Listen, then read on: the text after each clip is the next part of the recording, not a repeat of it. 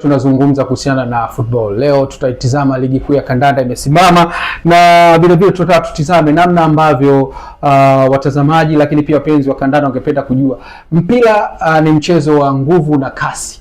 Na timu sasa hivi ligi yetu imesimama, bila shaka wachezaji wamekwenda mapumzikoni kupisha kalenda ya FIFA. Hili kwako wewe Kabange Seif, lina maana gani? Kwa sababu watu wangependa kujua namna ambavyo wachezaji wanaweza kujitunza na wanavyoishi, ingawa ni professional, lakini bila shaka mtazamaji angependa kujua break hii kwa wao inaweza ikaathiri chochote au labda inaweza kaleta tatizo kwa performance. Tunajua Simba na Yanga zinakimbizana, tofauti ya alama 2, ushindani ni mkali, ligi imebakiza takriban mechi 7 mpaka 8 kabla ya kufika tamati. Hili unazungumzaje?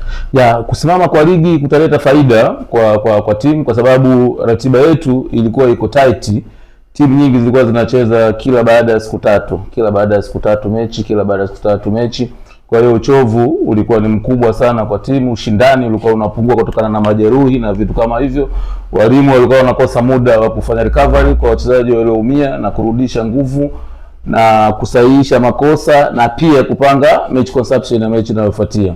Kwa hiyo kwa mapumziko haya wachezaji watapata muda wa kupumzika, wenye majeraha watapona, walimu watapata nafasi ya kufanya masahihisho na kutengeneza conception ya mechi zinazobakia. Haya, umemsikia mwenyewe Seif Kabange, nyota zamani ambaye amecheza katika vilabu kadhaa hapa nyumbani Tanzania, akizungumza hali ya kimchezo technically kuhusiana na mchezo wa mpira wa miguu, namna ambavyo wachezaji wanavyokwenda break, athari zao na baada ya kurejea. Seif, tukizungumza kuhusiana na ligi kuu, bila shaka moja ya kilio kikubwa ambacho kimekuwa kikionyeshwa na kikililiwa na wapenzi wengi wa soka ni swala la waamuzi. Waamuzi wamekuwa kibebeshwa marobota ya tani za lawama kwamba wamekuwa either wanacheza kwa maelekezo ama viwango vyao vidogo, lakini pia wengine wanaenda mbali wanasema hawajui kwa ligi yetu ambayo inatajwa kuwa ni ligi namba 5 kwa ubora barani Afrika na sasa imeporomoka mpaka nafasi ya 6. Ili kwako wewe kwa waamuzi wetu unalizungumziaje? Kwa upande wa waamuzi mimi naweza kuzungumzia kwamba ni tatizo la kidunia. Ndio maana wenzetu huko nchi zilizoendelea sasa hivi wanatumia video assistant referee. Ukiangalia kwenye mechi zetu sasa hivi unaweza kuona matukio ya utata yale. Sisi tunaangalia kwenye TV, unaweza ukaona kwenye replay mara ya kwanza, mara ya pili, mara ya tatu ndio unagundua pale kulikuwa kuna kosa. Lakini mwamuzi anatakiwa aamue pale. Anakimbia, wachezaji wanakimbia, wachezaji wanamziba. Kwa hiyo ni tatizo, saa nyingine inakuwa mwamuzi hajaona, na pia inawezekana saa nyingine waamuzi wanakuwa na baadhi yao wanashindwa kwenda na kasi hiyo kuwepo ya mpira. Lingine inakuwa tatizo la kiuelewa, lakini kwa ujumla ukiangalia makosa yale ya kibinadamu ni kukosa assistance kama wanayopata wenzetu. Naam, mtazamaji, nilikwambia leo ninaye Seif Kabange ambaye tunazungumza naye. Tumezungumza kuhusiana na swala la waamuzi, jambo ambalo limekuwa likipigiwa makelele sana kwamba waamuzi wetu wamekuwa wakichezesha chini ya kiwango, hali ambayo inapelekea mpaka ladha ya mchezo wenyewe inaondoka kiasi cha kwamba timu zinaonekana kama hazipati matokeo yale ambayo yanastahili. Dakika 90 hazivujishi watu jasho kuwapa wanachokitaka. Tukizungumzia Seif kuhusiana na hili la ligi ya nyumbani, Tanzania tunatajwa kwamba ni sehemu ya ligi mashuhuri. Unafikiria mpira wetu umekuwa kwa kiwango gani kwa jinsi ambavyo wewe mlivyokuwa mnacheza, lakini pia mwambie mtazamaji kwamba hali ikoje kwa sasa hivi? Ni kweli ligi yetu inavutia na kweli tupo katika standard na sifa tunavyozipata? Sasa hivi kiukweli ligi yetu imekuwa, ukilinganisha wakati tunacheza sisi na sasa hivi unaweza kuona katika nyanja nyingi ligi imekuwa. Kwa mfano foreigners, unaona sasa hivi kuna wachezaji wako wengi kutoka nchi mbalimbali. Kwa hiyo wale wanasaidia kuleta uzoefu na exposure, unafanya na hao kwetu washindane. Makocha wakubwa wamekuwa wanakuja katika nchi yetu kufundisha timu zetu.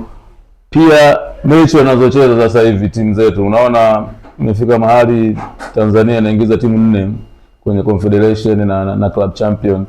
Unaona ni exposure kiasi gani tunapata, tunashindana na timu za namna gani. Kwa hiyo basically unaona kweli ukisema namba 5 unajua waliokuwa mbele yetu labda ni Egypt, ni Morocco, Botola, ni South Africa, ambao au ukanda wa kwetu kwa zamani ulikuwa tunashindana kushindana na kanda zingine.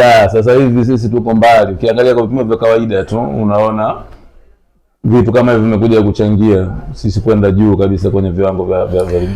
Haya, mtazamaji, ni Seif Kabange huyo, tunazungumza naye kuhusiana na masuala ya football. Amezungumzia kwa uchache kuhusiana na ligi ya nyumbani. Kama ambavyo nilikwambia mapema, mpira wa miguu hivi sasa, hii ni mwezi wa 6 Juni, dunia inaelekea Marekani, Canada pamoja na Mexico. Macho na matarajio ya watu wengi yataelekezwa huko kwa ajili ya kuzitizama fainali zinazokuja za kombe la dunia. World Cup imetamalaki baada ya Qatar 2022. Sasa tunakwenda Marekani, Canada pamoja na Mexico, ambako huko zitafurumishwa fainali kali kabisa ambazo wapenzi wa kandanda wamekaa tayari. Luninga yetu hii tutatizama hapa football ya kidunia. Nikwambie tu kwamba Kabange, dunia inakwenda kwenye World Cup. Je, World Cup hii ina tofauti gani kwa maana ya kwamba ladha lakini pia ushindani? Tunajua kwamba safari hii timu zimeongezeka. Afrika tuna timu tumepeleka karibu 7 ambazo zitakwenda kwenye finali hizi. Unafikiria Afrika mara ya mwisho kule Qatar tuliibuka kuwa washindi wa 4 kwa kupata baada ya kushinda kwa Morocco kufika hatua ya nusu finali. Hatua kubwa kwa Afrika. Unaitazamaje hii finali ambazo zinakuja zinazoweza Juni 11? Yes, Juni 11 zinaanza finali za kuvutia. Kwa mara ya kwanza naona nchi 3 zina hosti, na Afrika kwa mara ya kwanza tumepeleka timu nyingi kuliko tulivyozoea. Kwa hiyo naweza nikaitazama Afrika sasa hivi tutaingia kwenye ushindani na tutafika hatua ambazo hatuwahi kufika, kwa sababu ukiangalia nchi kama Morocco, ukiangalia nchi kama Senegal, ukiangalia nchi kama Congo, zina wachezaji wao wote wanacheza Ulaya. Na Ulaya, wachezaji wanaocheza Ulaya ndio unakwenda kushinda nao tena kwenye World Cup wakiwa na nchi zao. Kwa hiyo kwa upande wa uzoefu, experience, exposure, wachezaji wa nchi kama Congo, Morocco na Senegal wanao. Kwa hiyo tunatarajia sasa hivi Afrika timu nyingi zitafikia hatua inayofuatia. Kama surprise inatarajiwa kwenye World Cup, tunajua itakuwepo surprise kutoka either Senegal, Congo au Morocco. Haya, mtazamaji wa Kabange TV, ni Seif Kabange huyo. Tunazungumza kuhusiana na World Cup. Tunajua kwamba finali zimekaribia na sasa zinakwenda kuanza. Tukizungumzia kwa World Cup hii, bila shaka hii itakuwa ndio send off Kabange kwa Cristiano Ronaldo, lakini pia na Lionel Messi, ambao dunia kwa takriban miaka 15 ushindano wao, bato yao ile ya kupata mafanikio Ballon d'Or 7-5 zimekuwa zikizungumzwa sana kwamba Dani amekuchukua Ballon d'Or nyingi. Kabange, unafikiria hizi ndio itakuwa ndio finali za mwisho za Cristiano Ronaldo pamoja na Lionel Messi? Lakini je, Messi atamtambia tena au Ronaldo ata equalize kwa kupata World Cup ya kwanza kwa Ureno na Portugizi yake?